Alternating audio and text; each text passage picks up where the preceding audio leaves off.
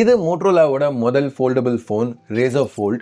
இப்போ மோட்டோ பல வருஷமாக ஃப்ளெக்சிபிள் டிஸ்பிளேஸ் யூஸ் பண்ணிட்டு இருக்காங்க. பட் இது வரைக்கும் ஃப்ளிப் ஃபார்ம் ஃபேக்டரில் தான் ஃபோன்ஸ் லான்ச் பண்ணிட்டு இருந்தாங்க. இதுதான் முதல் தடவையாக ஃபோல்ட் ஃபார்ம் ஃபேக்டரில் ஒரு ஃபோன் எடுத்துகிட்டு வந்திருக்காங்க. ஆனால் இந்த ஃபோன் ஒரு ஃபர்ஸ்ட் ஜென்ரேஷன் ப்ராடக்ட் மாதிரி இல்லை. இன்ஃபேக்ட் இந்த செக்மெண்ட்டில் உள்ள ஃபோன்ஸில் இருக்கிற நிறைய இஷ்யூஸை மோட்டோரோலா இங்கே அட்ரஸ் பண்ணியிருக்காங்க. ஸோ அப்படி என்ன இந்த Razr Foldல பண்ணியிருக்காங்க இந்த வீடியோவில் நம்ம பார்க்குறதுக்கு முன்னாடி, என் பேர் ஆஷ், நீங்கள் பார்த்துட்டு இருக்கிறது C4E Tech தமிழ். வீடியோ பிடிச்சிருந்துச்சுன்னா அந்த தம்ஸ் அப் பட்டன், சப்ஸ்கிரைப், பெல் ஐகான்ஸ் எல்லாம் ப்ரெஸ் பண்ணுங்கள். இப்போ வீடியோவுக்கு போவோம்.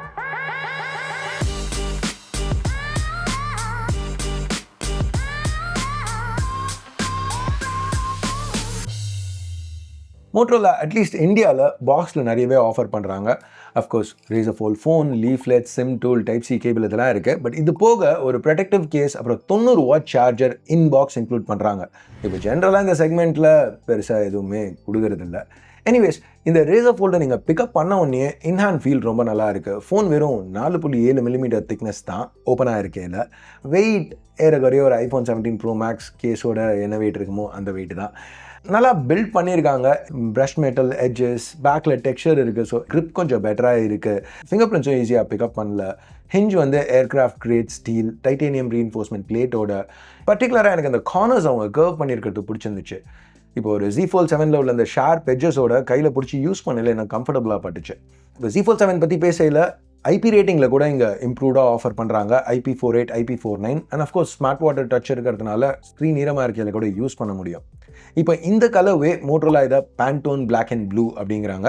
அது போக இந்த கலரும் ஆஃபர் பண்ணுறாங்க, பேண்டோன் லில்லி ஒயிட். இங்கே இந்த பேக் அவ்வளோ டெக்ஸ்சர்டாக இல்லை, பட் இதுவும் ஃபிங்கர் பிரிண்ட்ஸ்க்கு ரொம்பவே ரெசிஸ்டண்ட்டாக தான் இருந்துச்சு. இப்போ பேக்கை பற்றி பேசையில் இது பார்க்குறதுக்கு அப்படியே டிப்பிக்லி அந்த மோட்டோரோலா டிசைன். இன்ஃபேக்ட் அந்த கேமரா அரே பார்த்தீங்கன்னா அப்படியே சிக்னேச்சர்லேருந்து Ctrl+C Ctrl+V பண்ண மாதிரி இருக்குது. நல்லா பெருசாக இருக்குது, அந்த கர்வ் இருக்குது. எஸ், ப்ரொட்ரூட் ஆகுது. பட் இவ்வளோ பெருசாக இருக்கிறதுனால நீங்கள் ஒரு சர்ஃபேஸில் வச்சு யூஸ் பண்ணல எதிர்பார்த்த அளவுக்கு வாப்லிங் இல்லை. அஃப்கோர்ஸ் ஓப்பன் பண்ணி யூஸ் பண்ணிங்கன்னா எல்லா ஃபோல்டபுள்ஸ் மாதிரியும் இதுவும் நல்லாவே வாபிள் ஆகும். கைஸ், இந்த கேமராவில் எனக்கு ஒரு விஷயம் ரொம்பவே பிடிச்சிருந்துச்சு. இப்போ ஜென்ரலாக பிராண்ட்ஸ் பார்த்தீங்கன்னு வச்சுக்கோங்களேன், அவங்களோட பெஸ்ட் கேமராஸை அவங்களோட ஸ்டாண்டர்ட் கேண்டி பார் ஃபார்ம் ஃபேக்டர் ஃப்ளாக்ஷிப்பில் தான் ஆஃபர் பண்ணுவாங்க. இப்போது உங்களுக்கு ஃபோல்டபுள் வேணும்னா நம்ம எக்ஸ்ட்ரா சார்ஜ் பண்ண போகிறாங்க, இல்லைன்னு சொல்ல. ஆனால் கேமராஸ்லேயும் லைட்டாக டவுன் கிரேட்ஸ் இருக்க தான் செய்யும். கேட்டால் தின்னா இருக்குது இப்படி அப்படிம்பாங்க. பட் இங்கே தான் மோட்டோரோலா அந்த மாதிரி பண்ணல.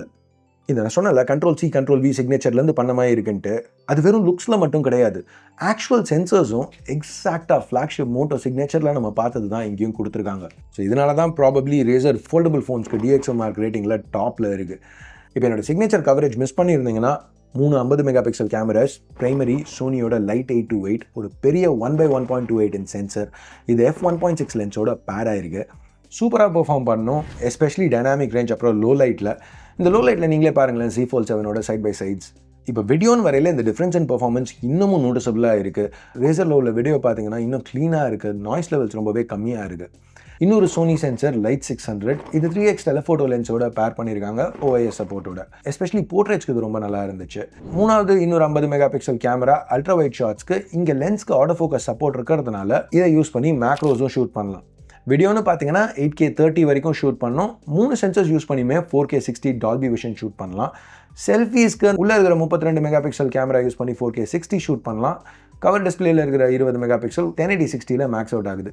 இப்போ இந்த செல்ஃபி கேமராஸ்லாம் ஓகே தான், பட் வீடியோ கால்ஸ் தவிர எதுக்கு இதை யூஸ் பண்ண போகிறீங்கன்னு எனக்கு தெரியல. ஏன்னா இந்த மாதிரி ஒரு ஃபோல்டபுள் ஃபார்ம் ஃபேக்டர் யூஸ் பண்ணுறதோட ஒரு மேஜர் அட்வான்டேஜ் ரியர் கேமராஸை நம்ம செல்ஃபீஸ்க்கு யூஸ் பண்ணுறது தான். இப்போ of course fan favourite features, horizon lock, உங்களுக்கு ஸ்டேபிள் வீடியோ, நீங்கள் ஃபோனை எப்படி பிடிச்சிங்கனாலும் ஸ்டேபிள் வீடியோ கொடுக்குறது, இல்லை ஃப்ரேம் மேட்ச், இன்னொருத்தங்களை வச்சு உங்களுக்கு வேணுங்கிற ஃப்ரேமிங்கில் உங்களை ஷூட் பண்ணுறதுக்கு AI சிக்னேச்சர் ஸ்டைல், அந்த quick twist launch camera, shortcut, இது எல்லாமே இங்கே இன்க்ளூட் பண்ணியிருக்காங்க. அடிஷ்னலாக கவர் ஸ்க்ரீனில் நீங்கள் வேணும்னா ஒரு அட்டென்ஷன் கேப்சர் பண்ணுறதுக்கு ஒரு அனிமேஷன் செட் பண்ணலாம், இல்லை வியூ ஃபைண்டரை மிரர் பண்ணி நீங்கள் ஷூட் பண்ணுற சப்ஜெக்ட்டுக்கு எக்ஸாக்டாக எப்படி ஃப்ரேம் பண்ணுறீங்கிறத காமிக்கலாம். இப்போ இந்த Razr Foldோட ஹிஞ்ச் பல ஆங்கிள்ஸ் சப்போர்ட் பண்ணுது. ஸோ நீங்களே ஷூட் பண்ணிக்கிறீங்கன்னா இதை கொஞ்சம் உங்களுக்கு வேணுங்கிற மாதிரி செட் பண்ணிக்கலாம். ப்ளஸ் இப்படி யூஸ் பண்ணல அந்த இன்டர்ஃபேஸும் மாறுது. மோட்டோரோலா ஒரு லேப்டாப் மோட் ஆஃபர் பண்ணுறாங்க நிறைய ஆப்ஸ்க்கு. இது போக ஒரு டெஸ்க் டிஸ்பிளே ஆப்ஷனும் இருக்குது.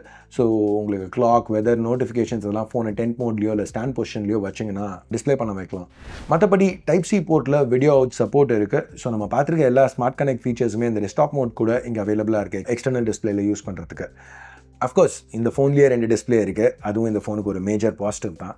இப்போ இந்த கவர் ஸ்க்ரீன் எடுத்துக்கிட்டிங்கன்னா இதில் தான் முதல் தடவையாக கார்னிங்கோட Gorilla Glass 3 யூஸ் ஆகிருக்கு ப்ரொடெக்ஷனுக்கு. இப்போ ஸ்பெக்ஷீட்டை டக்குன்னு பார்த்தீங்கன்னா ஒரு Z Fold 7க்கு சிமிலராக தான் இருக்கும்.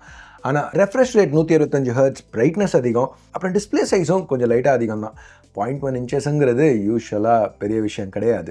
பட் ஆனஸ்ட்டாக இங்கே இந்த டிஸ்பிளேயோட வித் கொஞ்சம் அதிகமாக இருக்கிறதுனால டைப் பண்ணுறது அந்த எக்ஸ்பீரியன்ஸ் இன்னமும் பெட்டராக படிச்சு. Razr Foldோட கவர் ஸ்க்ரீனில் டைப் பண்ணையில் கிட்டத்தட்ட ஒரு நார்மல் ஃபோனில் டைப் பண்ணுற அந்த ஃபீல் கிடச்சிது. ஓப்பன் பண்ணிங்கன்னா உள்ள ஒரு கிட்டத்தட்ட ஸ்கொயர் பேனல்னு சொல்லலாம். ரெசல்யூஷன் ஏறக்குறைய 2K. திருப்பியும் ஒரு Z Fold 7ஓட லைட்டாக சைஸ் அதிகம். பட் இங்கே அந்த சைஸ் டிஃப்ரென்ஸ் பெருசாக மேட்டர் ஆகாது. இங்கே நீங்கள் நோட் பண்ண வேண்டிய விஷயம் ஷார்ப்னஸ், பிரைட்னஸ் ரெண்டுமே அதிகமாக இருக்குது. க்ரீஸ் ரொம்ப மினிமலாக இருக்குது. டே டு டே யூஸில் பெருசாக நோட்டீஸ் பண்ணுற மாதிரி இல்லை. இப்போ ஃபோல்டபுள்ஸ்னு வரையில் இவ்வளோ பெரிய ஸ்க்ரீனை மேக்ஸிமமாக நம்ம யூட்டிலைஸ் பண்ணுறது ரொம்ப முக்கியம். மோட்டரோலா இங்கே அதுக்கு இம்ப்ளிமெண்டேஷன் நல்லாவே பண்ணியிருக்காங்க. ஸ்லோவாக ஸ்வைப் பண்ணிங்கன்னா டாஸ்க் பார் வரும். இங்கேருந்து நீங்கள் ட்ராக் அண்ட் ட்ராப் பண்ணி மல்டி டாஸ்க் பண்ணலாம். 3 ஆப்ஸ் வரைக்கும் சைட் பை சைட் யூஸ் பண்ணலாம். அது மட்டும் இல்லாமல் பல ஃப்ரீ ஃபார்ம் விண்டோஸ் ஓப்பனாக வைக்க முடியும். இப்போ நீங்கள் பார்க்குறது ஆக்சுவலாக யூஸ்ஃபுல்லாக இருக்காது. பட் இந்த மாதிரி வேணும்னாலும் ஓப்பன் பண்ணி வைக்கலாங்கிறது எனக்கு இம்ப்ரெசிவாக பட்டுச்சு. இப்போ சாஃப்ட்வேர் பேசிக்காக Hello UI Android 16 மேலே பில்ட் பண்ண version. Regular Moto AI features, Gemini, Perplexity, Copilot எல்லாமே இங்கே அவைலபிளாக இருக்குது. மோட்டரோலாவோட ஜெஸ்டர்ஸ் இம்ப்ளிமெண்டேஷனும் நல்லா தான் இருந்தது. 3 ஃபிங்கர் ஸ்வைப் அப் இல்லை சைடில் பண்ணிங்கன்னா ஸ்க்ரீன் ஸ்ப்ளிட் ஆகும். 3 ஃபிங்கர்ஸ் டவுன்னா ஸ்க்ரீன்ஷாட் எடுக்கலாம்.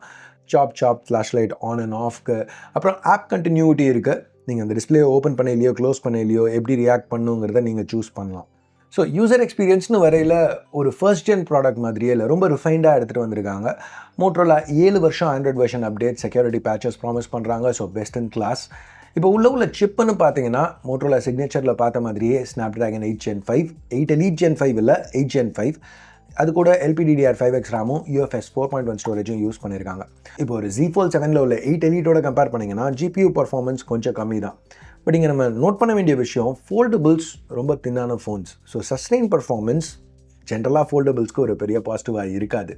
ஸோ இங்கே நீங்கள் பார்த்தீங்கன்னா ஒரு 20 நிமிஷம் ஸ்ட்ரெஸ் டெஸ்ட் ரன் பண்ணையில் இந்த ஸ்டார்டிங்கில் Z Fold 7ல் உள்ள 8 Elite ஒரு 10% ஸ்ட்ராங்காக இருக்குது. பட் இந்த ஃபோன்ஸை புஷ் பண்ண அந்த 20 நிமிஷம் முடிகிற பாயிண்டில் பார்த்தீங்கன்னா Razr Fold ஆக்சுவலாக 20% பெட்டராக ரன் ஆகிட்டு இருக்கு.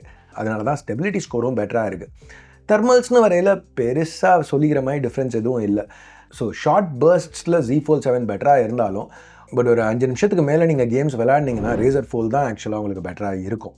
ப்ளஸ் இந்த ஃபோனில் உங்களுக்கு வேணும்னா நீங்கள் ரொம்ப நேரம் கேம்ஸ் கூட விளையாடலாம். ஏன்னா Motorola 6000 mAh silicon carbon battery include பண்ணியிருக்காங்க. பேட்டரி லைஃப்னு மட்டும் இல்லை, சார்ஜிங்னு பார்த்தா கூட 80 watt wired, 50 watt wireless. So ஒரு Z Fold 7ஓட வயர்ட் சார்ஜிங் ஸ்பீடோட டபுள் வயர்லெஸ் சார்ஜிங் ஸ்பீட் இங்கே ஆஃபர் பண்ணுறாங்க. மற்றபடி என் கையில் இப்போ இல்லை, பட் Razr Foldல மோட்டோ பென் அல்ட்ரா சப்போர்ட் இருக்குது 2 ஸ்க்ரீன்ஸ்லையுமே. பர்சனலாக வரைகிறதோ நோட்ஸ் எடுக்கிறதோ நான் பெருசாக பண்ணுறதில்ல. இன்ஃபேக்ட் எனக்கு இந்த மோட்டோ பென் அல்ட்ராவில் ரொம்ப பிடிச்சிருந்த விஷயமே நீங்கள் எந்த சர்ஃபேஸில் டபுள் டேப் பண்ணாலும் ஸ்க்ரீன்ஷாட் எடுக்கலான்னு ஒரு ஆப்ஷன் வச்சுருக்காங்க. பட் நான் இங்கே சொல்கிறதுக்கு காரணம் ஒரு மோட்டரோலா ஃபர்ஸ்ட் ஜென் ஃபோல்டபுளில் ஸ்டைலஸ் சப்போர்ட் இருக்குது. ஆனால் இந்த வருஷம் சாம்சங் ஃபோல்டபுளில் ஸ்டைலஸ் சப்போர்ட் இல்லைங்கிறது எனக்கு கொஞ்சம் வியர்டாக பட்டுச்சு. எனிவேஸ், இப்போ ப்ரைஸிங்னு வரையில் இந்த Razr Fold 1,40,000 ஸ்டார்ட் ஆகுது பேங்க் ஆஃபர்ஸோட. மோட்டரோலா 1 வருஷத்துக்கு 1 டைம் ஃப்ரீ ஸ்க்ரீன் ரீப்ளேஸ்மெண்ட்டும் ஆஃபர் பண்ணுறாங்க.